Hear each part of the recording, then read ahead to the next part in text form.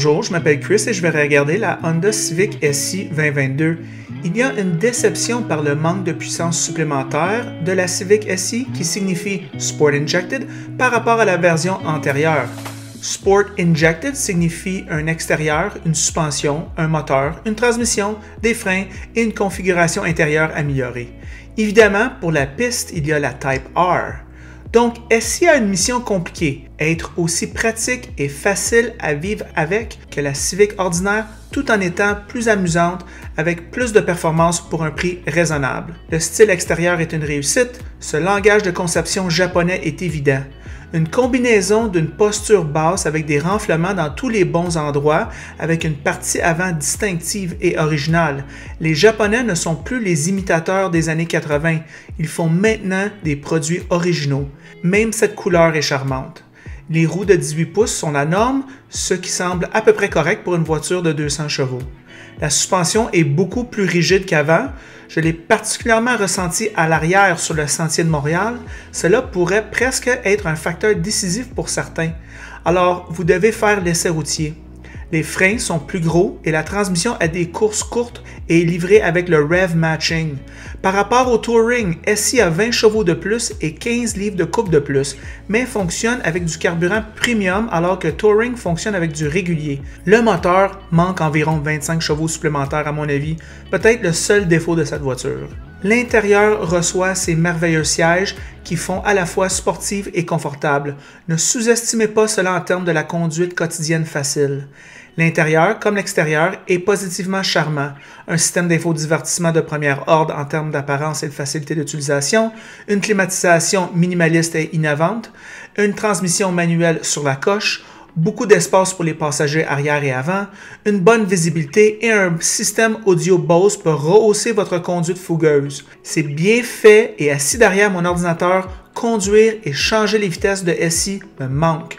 Ce que je ne peux pas dire de nombreux véhicules que j'ai testés. Le tableau de bord est charmant, les aides à la conduite sont efficaces, bien que limitées compte tenu que c'est une boîte manuelle.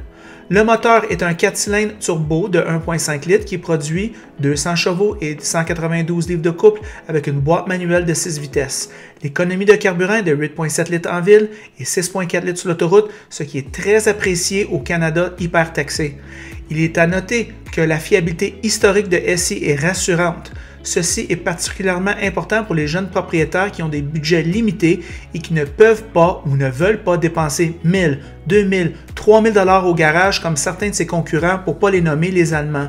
Cette traction peut passer l'hiver et sa combinaison de beauté, de charme, de performance et de commodité et surtout de fiabilité fait de SI un keeper dans mon livre.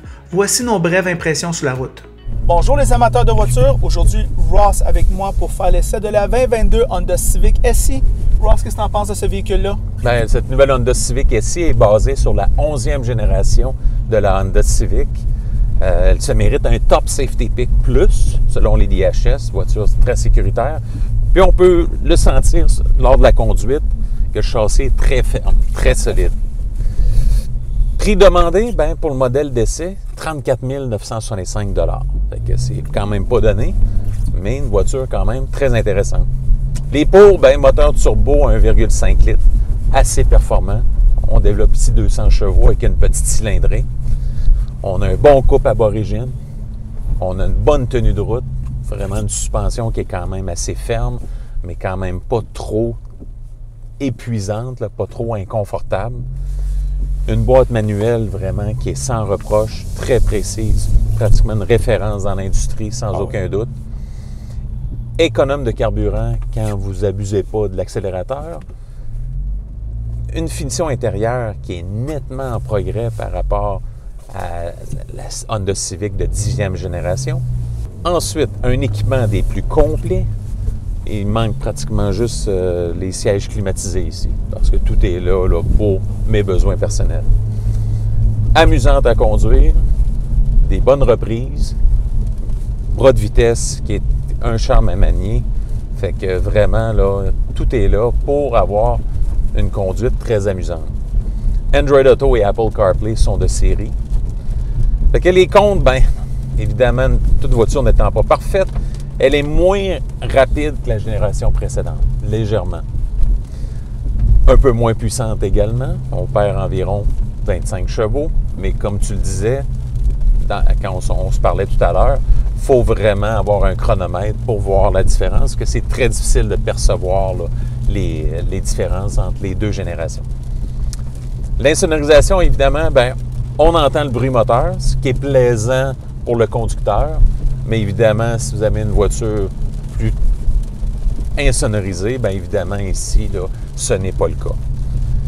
Une silhouette un petit peu plus conservatrice que la génération précédente, selon moi, qui est un peu plus mature, mais qui va quand même plaire à des gens. Fiabilité, le 1,5 litres turbo, il y a encore une minorité de gens qui ont quelques problèmes lors du chauffage. Est-ce que cette génération-là a été corrigée? Seul l'avenir va nous le dire. Pour le moment, là, on peut pas le dire à 100%.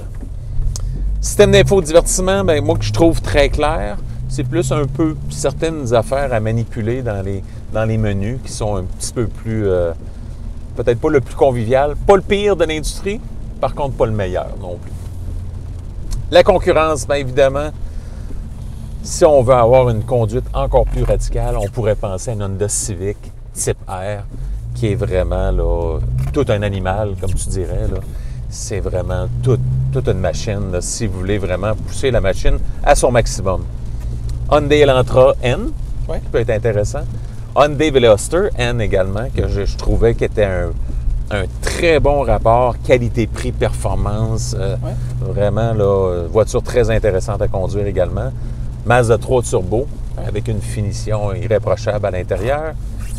Si on veut une voiture tout en ayant les plaisirs que j'ai mentionnés de la conduite, une Subaru WRX avec une voiture qui se conduit très facilement 12 mois par année avec nos hivers québécois, ça peut être très intéressant également. Et pour finir, évidemment, dans les années 80, il y avait tout le temps une rivalité Honda Prélude, Volkswagen Sirocco. Là, on pourrait dire que la Honda Civic SI, sa rivale, c'est la Volkswagen GTI. Ce qui fait que Volkswagen GTI peut être une voiture très intéressante également. Fait que, quelles sont les premières impressions sur la Honda Civic SI 2022? Moi, je te dirais, Ross, ils ont amélioré beaucoup cette voiture-là. La silhouette qui était comme plutôt conservateur quand on avait essayé la Honda Civic Berlin Touring, moi, je trouve qu'ils ont rajouté juste assez de charme. On dirait qu'ils ont baissé la voiture juste assez. Les mags sont beaux, les mags noirs mat, ça fait hot. La couleur orange était écœurante. Ouais, l'orange brûlé. Là. Le devant un peu redessiné, la grille, puis tout ça, tout noir avec... je sais pas, moi, quand je regarde, il y a du charme. C'est sérieux. Et puis, je sens mon argent. Et puis, c'est ce que je pense de l'extérieur. À l'intérieur, maintenant, mais c'est les mêmes qualités qu'antérieurement. Honda a mis beaucoup de charme dans cette voiture-là, Ross, moi je te dirais. Moi, je te dirais le tableau de bord digital, très beau, très clair, très facile à voir. Il y a la petite Honda Civic. Quand on pèse sur le frein, la petite Honda Civic, les freins allument. On a ici une interface. Moi, je trouve que c'est un des meilleurs dans l'industrie au niveau de la climatisation puis de l'infodivertissement. Je veux dire, on a les grosses tuiles Honda. On a des boutons durs ici à côté pour toutes les tâches très importantes. On peut penser boutons, ça vient d'avant, ça. Non, les boutons, c'est encore utile. Toujours utile. OK, parce que c'est la mémoire musculaire. Ouais. On n'a pas besoin de quitter nos yeux de la route. Volume et climatisation, le bouton, c'est là pour rester. Et oui, c'est très bon. Alors, j'aime la ligne de ventilation ici, très minimaliste, très style. Ça fait Audi, mais regarde, ça fait du bon Audi, puis c'est correct. Les bancs qui sont quand même pas trop casse-nouilles. Tu sais, souvent, on a les bancs rembourrés, puis on est à bout.